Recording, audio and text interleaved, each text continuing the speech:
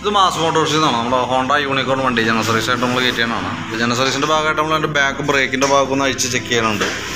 Break ലൈനറൊക്കെ check ചെയ്യാനായിട്ടൊന്ന് അഴിച്ചാണ്. പുതിയ ലൈനർ കിടക്കണേ, ഹോണ്ടയുടെ കമ്പനി ലൈനറാണ്. ഒന്ന് ക്ലീൻ ചെയ്ത് റീസെറ്റ് ചെയ്താൽ മതി. കാര്യം അത് ഒരഞ്ഞായിട്ടുള്ള പൊടിയും കാര്യങ്ങളൊക്കെ ഉണ്ടെന്നുള്ളത്, വേറെ പ്രശ്നമില്ല. നമുക്കൊന്ന് അഴിച്ച് ക്ലീൻ ചെയ്ത് റീസെറ്റ് ആക്കാം. ചെയിനൊക്കെ ചെറുതായിട്ട് ലൂസ് ഉണ്ട്, അത് നമുക്ക് ഒന്ന് ടൈറ്റ് ചെയ്തിടാനുള്ളൂ. എയർ ഫിൽറ്ററിൻ്റെ ഭാഗം നമ്മൾ ചെക്ക് ചെയ്യുമ്പോൾ എയർ ഫിൽറ്ററൊക്കെ പുതിയ ഫിൽറ്റർ കിടക്കണം കേട്ടോ.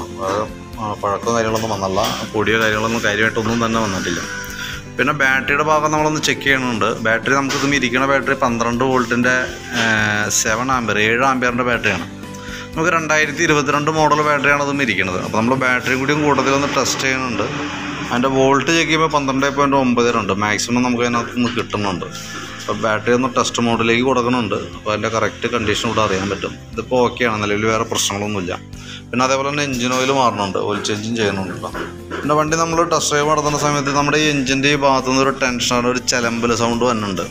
അത് സാധാരണ രീതിയിൽ അതിൻ്റെ ഉള്ളിൽ വന്ന ക്യാം ചെയിൻ എന്ന് പറയുന്ന ആ യൂണിറ്റിൻ്റെ ഈ ഒരു ടെൻഷനർ യൂണിറ്റ് കംപ്ലയിൻറ്റ് വരുമ്പോഴാണ് സാധാരണ അങ്ങനെ വരാറ്. അപ്പോൾ എനിക്ക് മുമ്പൊരു സർവീസിൽ ഇതേപോലെ കംപ്ലയിൻറ്റ് വന്നിട്ട് ഇത് ഒരു പ്രാവശ്യം മാറ്റിയിട്ടാണ്. വീണ്ടും റിപ്പീറ്റ് കംപ്ലയിൻറ്റ് വന്നേക്കണതുകൊണ്ട് പിന്നെ ഇനിയിപ്പോൾ അത് നമ്മൾ ചേഞ്ച് ചെയ്യണതിൽ കഥയില്ല. അത് നമുക്കിപ്പോൾ എൻജിൻ ഹെഡ് സിലിണ്ടർ ഭാഗം കഴിക്കണ സമയത്ത് ഒന്നോലെ അങ്ങനെ ചെയ്യാം.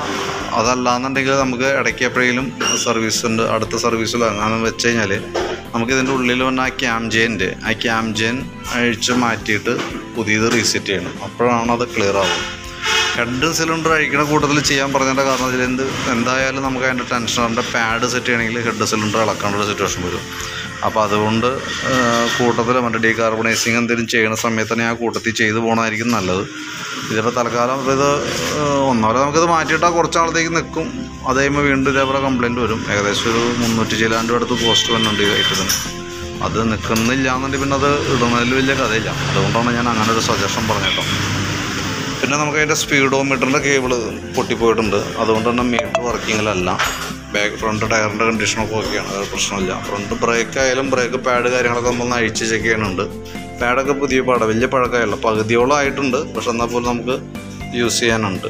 പിന്നെ ബ്രാക്കറ്റൊക്കെ ഒന്ന് അഴിച്ച് ഗ്രീസ് ചെയ്യാനുണ്ട്. പിന്നെ അതേപോലെ തന്നെ നമുക്ക് അതിൻ്റെ സ്പാർ പ്ലഗൊക്കെ ഒന്ന് ക്ലീൻ ചെയ്തിട്ടാൽ മതി.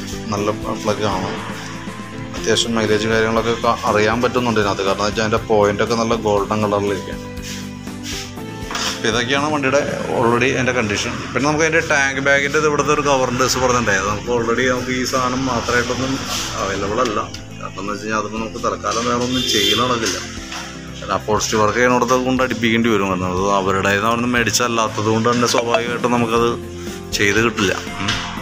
പിന്നെയെന്ന് പറഞ്ഞാൽ നമുക്ക് സപ്ലൈ ചെയ്യുന്ന ടീമായാൽ പോലും അവർ ഇതിപ്പോൾ ഓൾറെഡി ടാങ്കിൻ്റെ ബാഗിൻ്റെ അവസ്ഥ ആയി തുടങ്ങിയിട്ടുണ്ടെന്ന് തോന്നും.